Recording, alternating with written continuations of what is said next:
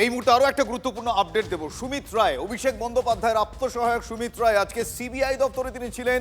দীর্ঘদিন পর তিনি গিয়েছিলেন। এর আগে সিআইডি দপ্তরে, মাফ করবেন, এর আগে তিনি বেশ কয়েকবার তলব এড়িয়েছিলেন। আজকে সিআইডি দপ্তরে তার জিজ্ঞাসাবাদ চলে, ম্যারাথন জিজ্ঞাসাবাদ চলে। সেই জিজ্ঞাসাবাদের পর তিনি বেরিয়ে কোথায় গেলেন আপনাদের এক প্রতিবেদন দেখাবো এই মুহূর্তে। কোথায় গেলেন সুমিত রায়? দেখতে পাচ্ছি অভিষেক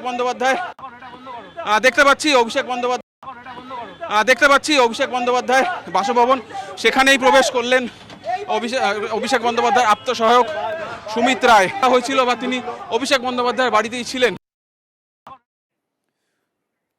আমার সহকর্মী সুজয়ের কথা আপনারা শুনলেন। আমার সহকর্মী সুজয়ের কাছে এই মুহূর্তে আমি যাবো সরাসরি। সুজয়, আমি জানতে চাইবো যে সুমিত রায় সিআইডির দীর্ঘ জিজ্ঞাসাবাদ, ম্যারাথন জিজ্ঞাসাবাদের পর সেখান থেকে বেরিয়ে তিনি গেলেন অভিষেক বন্দ্যোপাধ্যায়ের বাড়িতে। তোমার প্রতিবেদন আমরা দেখলাম। তাহলে কি তিনি এই কদিন অভিষেক বন্দ্যোপাধ্যায়ের বাড়িতেই লুকিয়েছিলেন? এমন কোনো কানাঘুচো কি শোনা যাচ্ছে? শুভজিৎ, তোমাকে আমি কয়েকটা দিন পেছনে আসতে বলবো।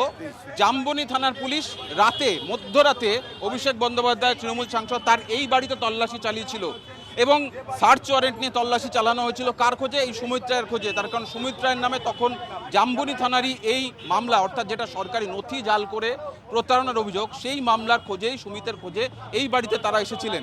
অবশেষে সেই জামবনি থানার মামলা ঘুরে তদন্তভার নিল সিআইডি। কলকাতা হাইকোর্ট নির্দেশ দিল সুমিত রায়কে। আবার দেখা গেল কোন বাড়িতে প্রবেশ করলেন? এই অভিষেক বন্দ্যোপাধ্যায় তৃণমূল সাংসদ তার বাড়িতে প্রবেশ করলেন। অর্থাৎ একটা বিষয় স্পষ্ট, জামবনি থানার পুলিশ যে তল্লাশিতে এসেছিল এবং তারা স্পষ্ট জানিয়েছিল যে মোবাইলের লোকেশনের সূত্র ধরে তারা এই বাড়িতে এসেছিলেন। সুতরাং সেই বাড়িতে আসার পেছনে যে উপযুক্ত কারণ ছিল সেটা আজকের ঘটনায় স্পষ্ট হয়ে গেল। যে অভিষেক বন্দ্যোপাধ্যায়ের বাড়িতেই প্রশ্ন উঠল যে সে সময় তাহলে কি দীর্ঘদিন ধরে এই বাড়িতেই তাকে লুকিয়ে রাখা হয়েছিল? শুধু লুকিয়ে রাখা নয়, যে গাড়ি ব্যবহার করা হয়েছে, যে গাড়িতে তাকে নিয়ে যাওয়া হয়েছে, সেই গাড়িটাও অল ইন্ডিয়া তৃণমূল কংগ্রেসের নামে। শালবনী থানার পুলিশ এই বাড়িতেই তল্লাশি চালিয়েছিলেন মধ্যরাতে প্রায় কয়েক ঘন্টা, নির্দিষ্ট করে সুমিত রায়। তুমি যেটা বললে সুজয়, আমি একবার পিসিআর কে বলবো একটু ফুল স্ক্রিন করে দেখাতে, যে গাড়িটা আজকে ব্যবহার করা হয়েছিল সেই গাড়িটাতেও কিন্তু যুব তৃণমূল কংগ্রেসের স্টিকার একবার ফুল স্ক্রিন করে আমরা দেখাই, এবং সেই গাড়ির নাম্বার, সেই গাড়ি যুব তৃণমূল কংগ্রেসের নামে।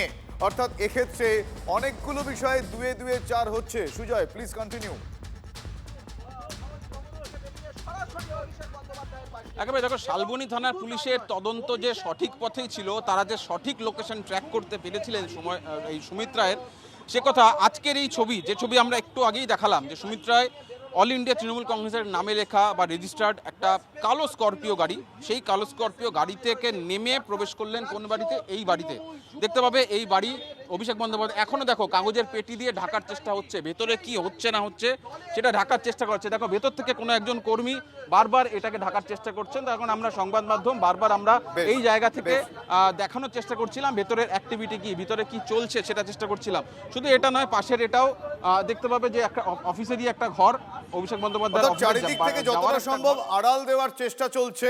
এই মুহূর্তে সেই ছবিটা সুজয় তুমি আমাদের দেখালে, তোমায় ধন্যবাদ জানাই। আমি দর্শকদের আরো একবার জানাবো, সুমিত রায় অভিষেক বন্দ্যোপাধ্যায়ের আত্মসহায়ক ভবানী ভবন থেকে বেরিয়ে ম্যারাথন জিজ্ঞাসাবাদের পর বেরিয়ে অভিষেক বন্দ্যোপাধ্যায়ের বাড়িতে গিয়েছেন। এবং পাশাপাশি আরো একটা লেটেস্ট আপডেট এই মুহূর্তে আপনাদের জানিয়ে রাখি, আগামীকাল আবারও তাকে মানে সুমিত রায়কে তলব করা হয়েছে। আবারও আগামীকাল সুমিত রায়কে তলব করা হয়েছে।